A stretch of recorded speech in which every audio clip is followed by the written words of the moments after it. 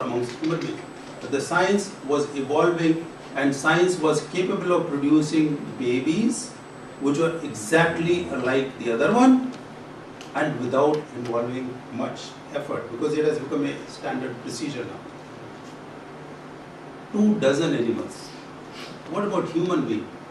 Nobody thinks, nobody is allowed to create clones of human beings naturally for moral, social, ethical reasons. But there is a way out.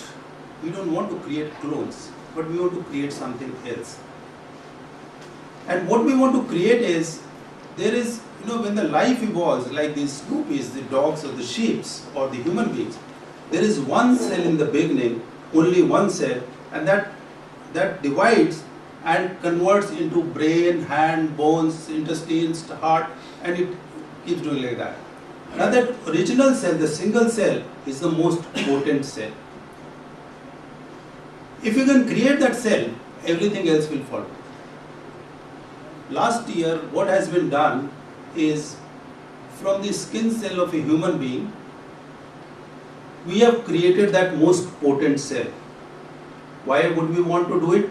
Because that potent cell now can generate a brain, it can generate a kidney, it can generate a muscle, it can generate whatever you want. This has been successful in animals for a long time, but we've been able to create a human all-potent, pluripotent cell which can generate anything. Once we have done it, now we have to devise ways of how to channelize it into different areas, whether you want to do the heart, or the thyroid, or the parathyroid, or the kidneys, or the bones. There are cartilages and skins are now commercially available, generated on a commercial scale. But this is your own. And what is the advantage? If it is your own blood, or what we say, if it is your own DNA, it will never be rejected. It is so good. So now the idea is, you just take a skin scraping and develop this cell which can generate anything.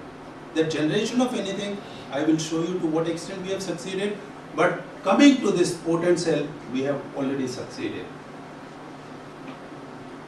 We talk about transplants. Our Prime Minister has talked about transplants. It existed in Ayurveda, and you see it in other civilizations also. That you see these structures where, and we have not only Ganesha, but we have dozens of them. If you go around in the temples, there are how many avatars? Dashavatars of Lord Vishnu, they are all there. We know that it existed. How it was done, we do not know. Let us see what we can do.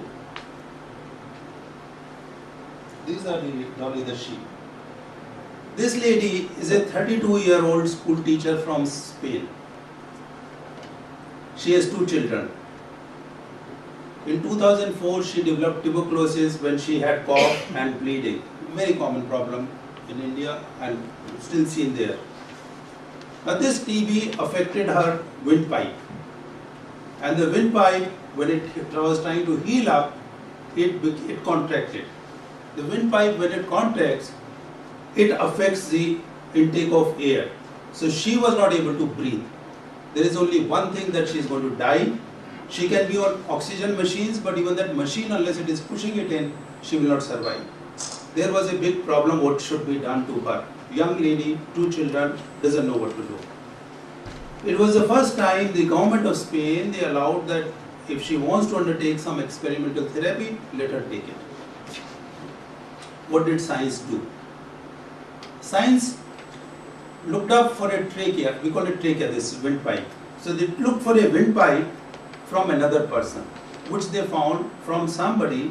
We just heard Dr. Jayashree talking about organ donation, and that's one of the common type of organ donations. There was this man, young man, who had died in an accident. So they took the trachea. Now if you put that trachea into this lady, there is going to be 100% rejection, and a very severe one, that is well known. Trachea, windpipe cannot be transplanted like that. They ripped the whole trachea of that man who had died apart and took out all the cells. Only the scaffold was kept, which is not going to cause any rejection.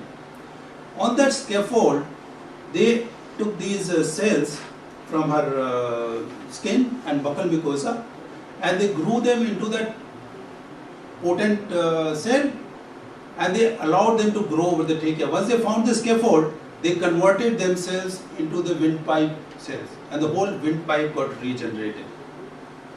That took 2 weeks. It was put into her body, and this was in 2008. And she's playing around with her children in the park. Sounds very much fictional, but this is something that has been done, and it was done only when it was attempted. Another example, anemia is a common problem. Now when we do this research, we don't straight away go to the human beings unless we are sure.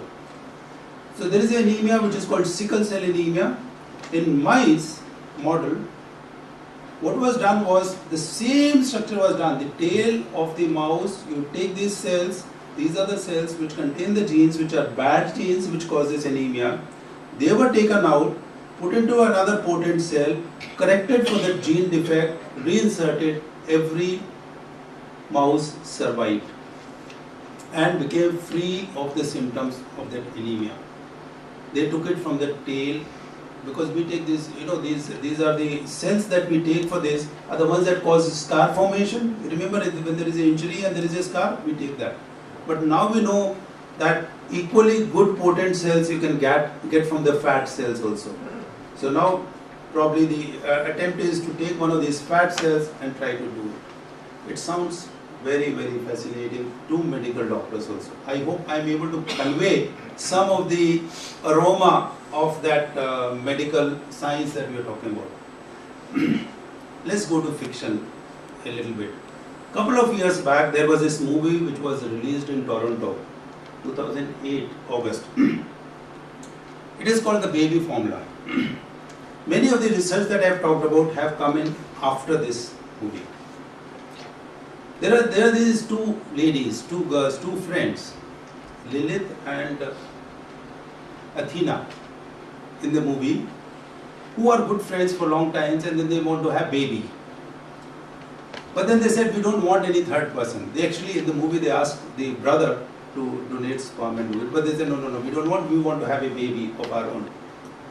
And they succeed in having a baby. How do they do it? One of the girls gives his cells, skin cells, and this cell is converted back into potent cell. Potent cell is asked to go and develop into a sperm. And with that sperm, the other girl gets pregnant. The first one feels very bad that I got only this sperm, and she wants to experience the pregnancy. In the movie, they do the other way around also. So we have a lady who can have a baby containing the genetic material or the characteristics of both the parents, and both the parents are girls. It will develop into that.